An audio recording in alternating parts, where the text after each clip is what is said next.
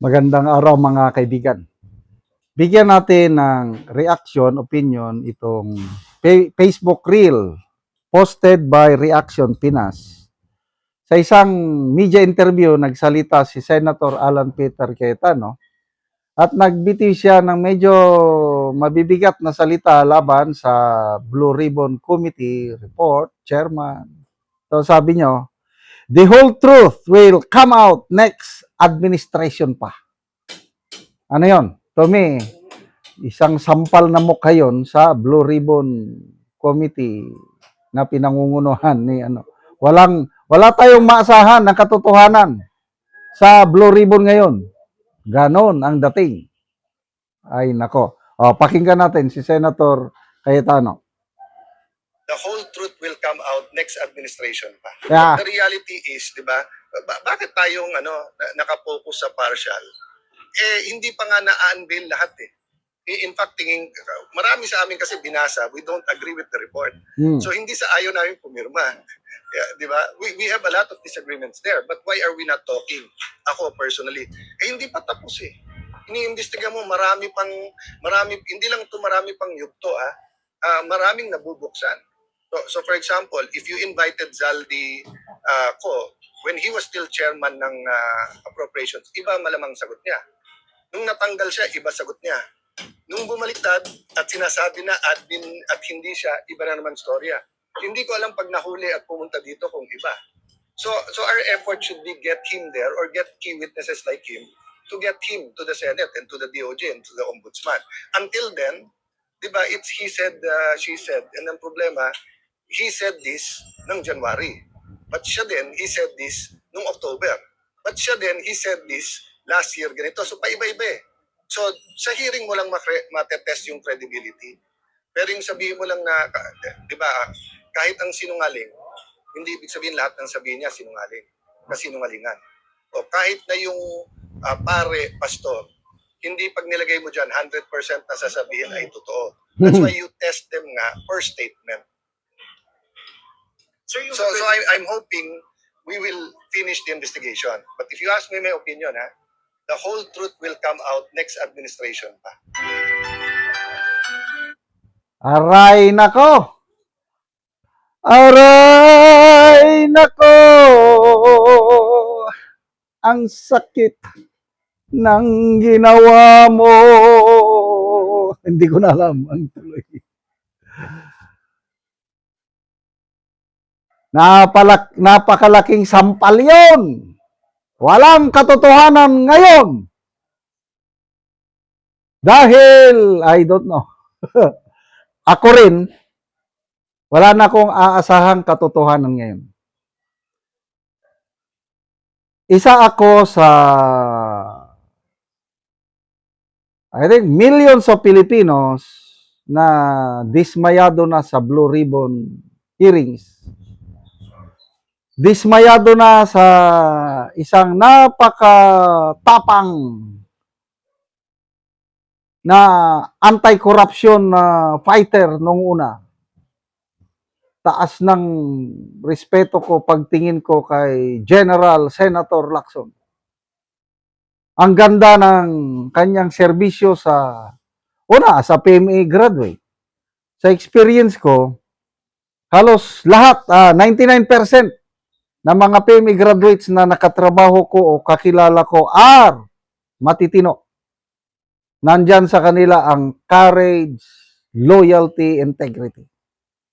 So dahil PMA si Senator Lacson, silang dalawa noon ni Mayor Magalong and Senator Lacson, yun yung mga tinitingala ko pagdating sa laban sa korupsyon. Nakakatuwa at meron tayong katulad nila na nagsasalita, binubulgar ang mga katiwalian ng administrasyong ito. Kaya nung nanalo si Senator Lacson para sa 20th Congress, although hindi ko binoto, dahil diretso ako Duterte plus 2. Nung nanalo siya, okay pa rin. Dahil alam ko yung record niya.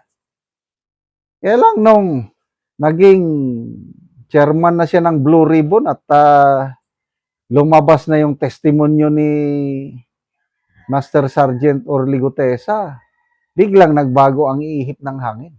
Imbes na ipurso niya ang lead.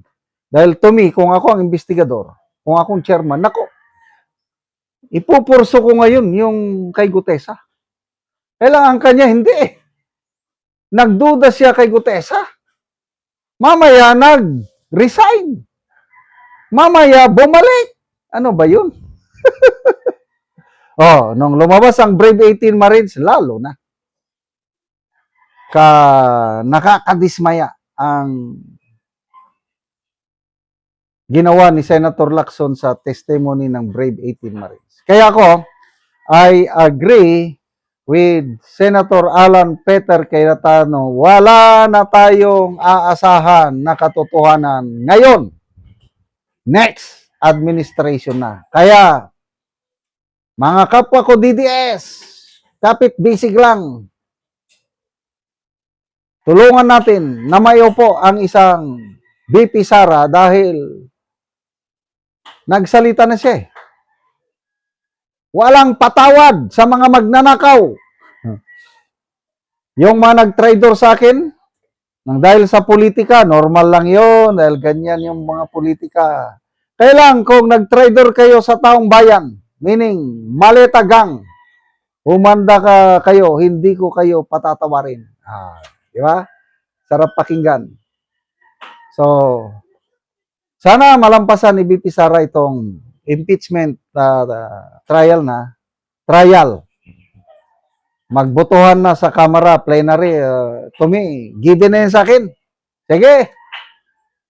Makakuha kayo ng more than 106 signatures. No problem. Dahil ang totoong labanan ay sa impeachment trial. May nabasa ko kanina na siyam na senador na siguradong boboto sa acquittal ni VP Sara. Hindi yung minority 9 eh. Tingnan ko lang, maalala ko. Kasi isinama niya doon Pia Cayetano, Loren Ligarda. Yeah. Majority ito eh. Loren Ligarda and Pia Cayetano. Plus 7. Ang naalis sa minority is si Escudero at saka si Joel Villanueva. Para sa akin, Villanueva and Escudero, boboto pa rin pabor kay VP Sara. Kaya magiging 11. Yung magkapatid na Villar, sa tingin ko, kung magkagipitan, pwedeng mag-abstain yun. Kailang hindi boboto ng conviction ni VP Sara. Pabor pa rin kay VP Sara yung magkapatid na Villar. O di, panalong-panalo na po tayo. Salamat mga kaibigan sa inyong pagsubaybay sa channel na ito. Nakakatulong kayo ng malaki sa tribong Talandig ng Bukidnon dahil ang sweldo natin sa channel na ito is pantulong po sa tribo. Namimigay tayo ng libreng yero at pako para makapagpatayo sila ng mas maayos na tirahan. Panoorin niyo ang video na ito.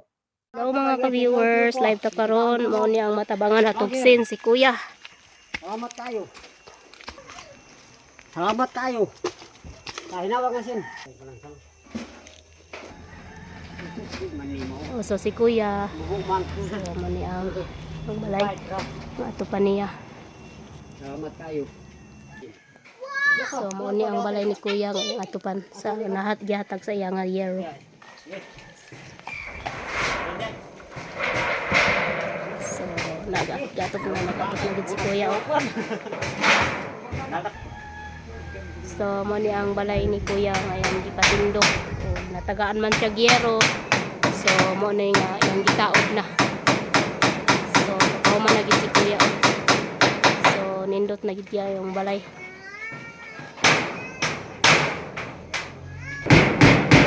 So nindot kayo kay